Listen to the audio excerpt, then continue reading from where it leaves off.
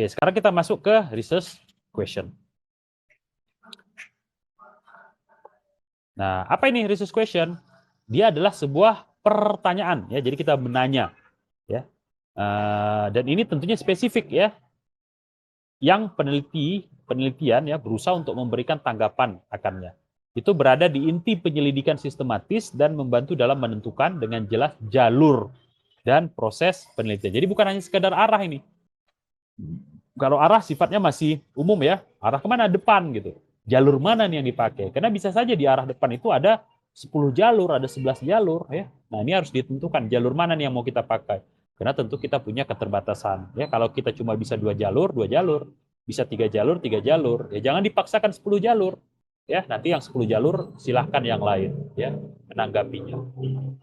Pertanyaan penelitian biasanya merupakan langkah pertama dalam setiap proyek penelitian. Pada dasarnya, ini adalah titik interogasi utama dari penelitian yang akan membantu untuk menentukan seberapa kecepatan proses penelitian dilakukan. Nah, biasanya pertanyaan penelitian berfokus pada penelitian ya dengan menentukan metodologi dan hipotesis dan membantu semua tahap penyelidikan ya, analisis dan juga pelaporan. Dengan pertanyaan penelitian yang tepat, ya, penulis akan dapat mengumpulkan informasi yang berguna untuk penyelidikannya. Oke, mungkin clear ya di sini penjelasannya. Oke, ada beberapa hal ya yang harus kita pertimbangkan. Nah, dan ini bagian ya dari menentukan ya apa pertanyaan penelitian kita yang tentunya dihasilkan tadi dari identifikasi terhadap tujuan umum. Nah, bentuk yang tepat dari pertanyaan Anda akan tergantung pada panjang proyek ya atau penelitian tersebut ya. Jenis penelitiannya ya, apakah kualitatif atau kuantitatif atau mix. Kemudian topik apa? Ya, tentang apa ini? Tentang apa namanya? Sistem pertanian kah? Sistem informasi pertanian atau sistem informasi peternakan atau sistem informasi kesehatan dan seterusnya. Masalah penelitian. Nah, ini juga berpengaruh. Tetapi semua pertanyaan penelitian harus terfokus ya, spesifik, kompleks dan relevan dengan masalah sosial atau ilmiah, di mana sebuah pertanyaan penelitian harus, nah ini yang jadi pertimbangan kita ya, harus jelas, di mana memberikan cukup spesifik ya sehingga audiens dapat dengan mudah memahami tujuannya tanpa memerlukan penjelasan tambahan. Jadi harus bikin spesifik. Terus kemudian terfokus ya, cukup sempit sehingga dapat dijawab secara menyeluruh dalam ruang yang memungkinkan tugas menulis. Jadi ya bisa dijawab dalam waktu dalam penulisan misalnya 1 paragraf, 2 paragraf. Nah, juga ringkas ya. Oke, ini harusnya ada di sini ya. Ringkas, di mana diungkapkan dengan kata-kata yang sesedikit mungkin. Jadi, jangan terlalu panjang pertanyaan penelitian. Terus kemudian kompleks, tidak dapat dijawab dengan ya atau tidak yang sederhana, melainkan membutuhkan sintesa dan analisa ide dari sumber-sumber ya sebelum menyusun jawabannya. Dan tentunya bisa diperdebatkan ya, jawaban potensialnya terbuka ya untuk diperdebatkan daripada fakta yang diterima. Jadi pertanyaan penelitian itu bukan jawaban yang sifatnya iya dan tidak, dan juga bukan jawaban yang hanya merangkum atau mengutip fakta, tetapi analisa kita, pandangan subjektif kita. Ya nggak apa-apa, ya nanti akan dijadikan sebagai bahan diskusi. Oke, contoh misalnya, mengapa pengguna mesti menggunakan produk ini? Apakah dalam pengujian memperhatikan adanya efek samping? Apakah suatu produk ya dapat memenuhi kebutuhan pelanggan ya. Mengapa pengguna cenderung untuk memilih suatu layanan? Bagaimana kebijakan akan mempengaruhi penerapan aplikasi? Manfaat apa yang telah didapatkan secara langsung oleh pengguna ketika mulai menggunakan produk? Seberapa sering pelanggan menggunakan fitur tertentu dari aplikasi tersebut? Berapa banyak pelanggan bersedia membayar untuk produk ini? Nah, ini beberapa contoh pertanyaan penelitian. Oke, sekarang kita coba bandingkan ya research question yang baik dan benar. Ya, contoh misalnya yang pertama ini yang tidak baik ya, ketika misalnya buat pertanyaannya, apa efek dari sosial media terhadap people's mind ya. Nah, ini dia tidak terlalu spesifik ya. Jadi di sini disebutkan ya bahwa first question is not specific enough. Karena akhirnya muncul banyak pertanyaan ini, tipe sosial yang mana nih, sosmed yang mana gitu, orang yang mana ini, terus kemudian efek apa. Nah, sementara yang question kedua itu menjelaskan lebih spesifik ya, apa efek dari tindakan sehari-hari yang dilakukan atau digunakan melalui Twitter terhadap demografik bawah 16 tahun. Ya. Nah, ini jadi lebih jelas ya, konsepnya lebih jelas, sehingga dia memungkinkan untuk dilakukan penelitian dengan entah mau kuantitatif atau kualitatif. Terus berikutnya nih ya, contoh lagi, why is there a housing crisis in the Netherlands? Nah, ini juga general banget ya, tidak fokus ya. Why often mean that your question is not focused enough. Ya, terlalu banyak posibilitas ya dari jawaban-jawabannya dan tidak jelas ya terkait dengan starting point-nya. Jadi kita harus lebih spesifik. Nah, di sini disebutkan seperti what impact dari universitas kebijakan universitas terkait dengan internasionalisasi ya dalam availabilitas dan juga affordabilitas perumahan ya di Belanda. Tapi juga contoh nih ya, yang berikutnya juga sama ya. Does the UK or the US have a better healthcare system? Nah, ini juga too broad dan cenderungnya jadi subjektif ya, jadi kayak fanatisme ya, satu mendukung UK, satu mendukung US. Nah, harusnya kita tanya dengan menggunakan kata how ya. How do the US and UK compare in health outcome and patient satisfaction among low income people with chronic illness?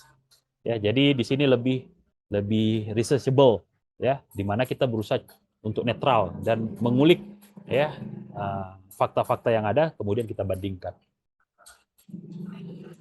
Oke, berikutnya kita masuk justification dari penelitian ya atau dari studinya. Oke, gimana kita melakukan justifikasi?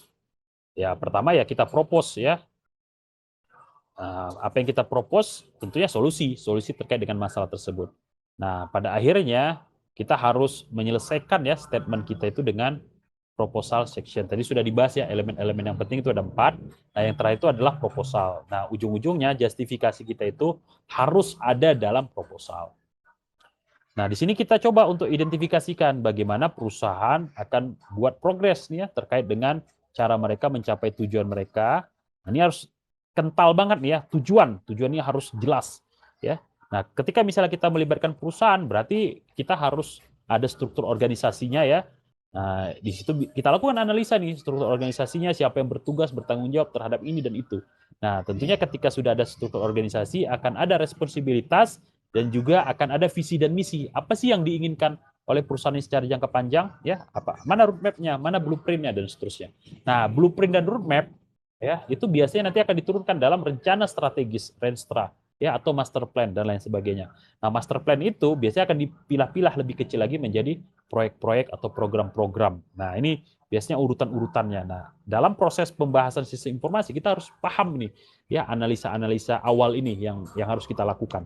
Ya, jadi di proposal kalian tidak cukup hanya sekedar ngomongi latar belakang ya kondisi yang sedang terjadi, terus kemudian literatur review, terus kemudian metodologi ya.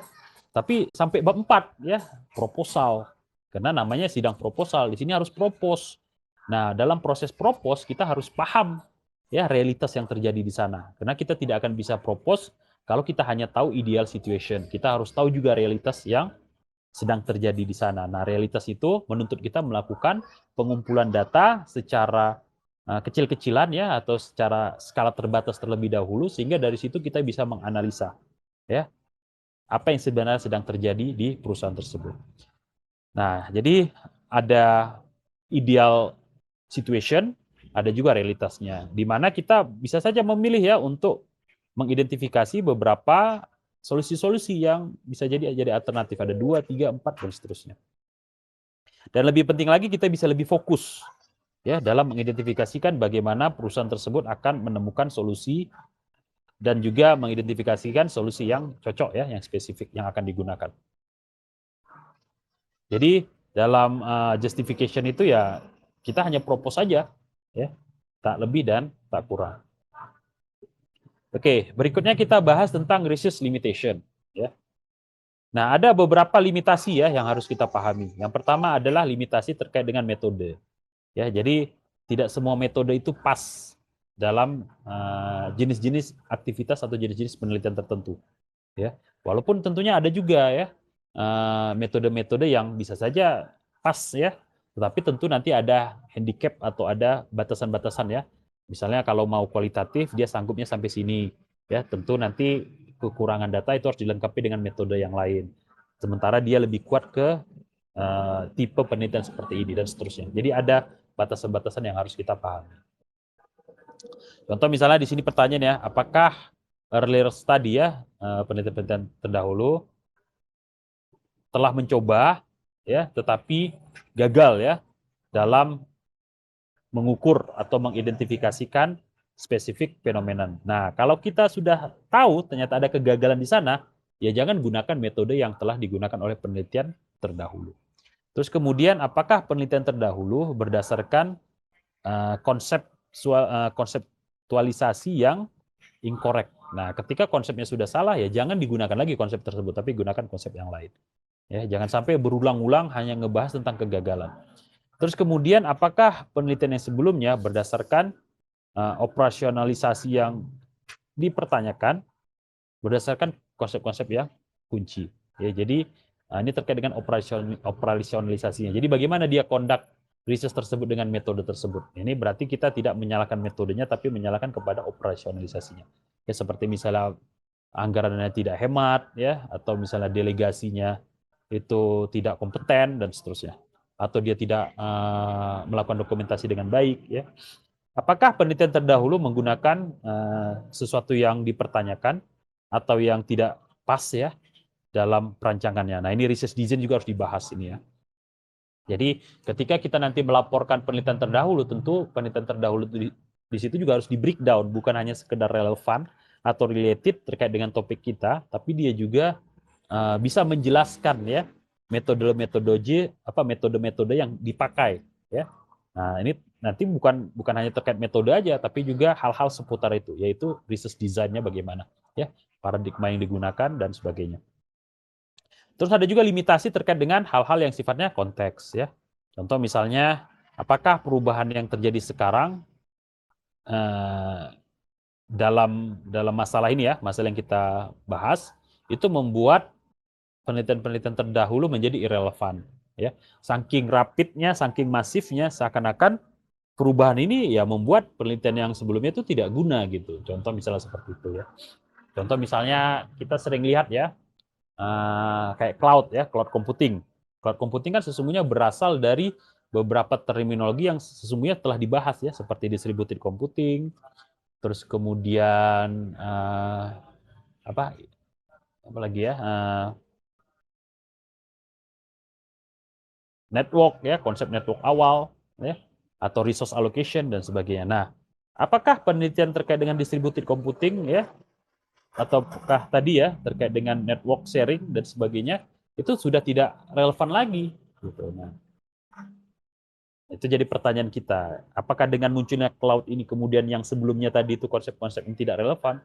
Ya bisa saja relevan ya kalau yang dibahas misalnya terkait dengan infrastrukturnya ya, bukan terkait dengan mekanismenya. Kalau mekanismenya satu lebih ke arah komersial ya, bisnis, sementara yang lain itu lebih kepada penghematan ya, ataupun saling sharing. Terus kemudian apakah penelitian pada konteks yang tertentu ya atau yang baru itu menjadikan ya previous finding itu tidak bisa digunakan atau diimplementasikan? Nah, ini contextual limitation. Ini harus jadi pertanyaan bagi kita ya ketika kita mencoba merumuskan limitasi dari penelitian kita atau batasan dari penelitian kita. Terus kemudian ada juga conceptual limitation ya, di mana di sini dijelaskan tentang finding ya yang previous itu hanya membuat sense pada spesifik framework atau ideologi. Nah, ini apakah dia terikat atau terbatas hanya satu konsep saja sementara konsep yang lain tidak? Nah, ini juga harus dijelaskan dengan lebih matang dan bijak. Dan ini biasanya menjadi konsep limitation. Nah, jadi ada 3 biasanya yang muncul limitasi-limitasi yang harus dijelaskan ya, batas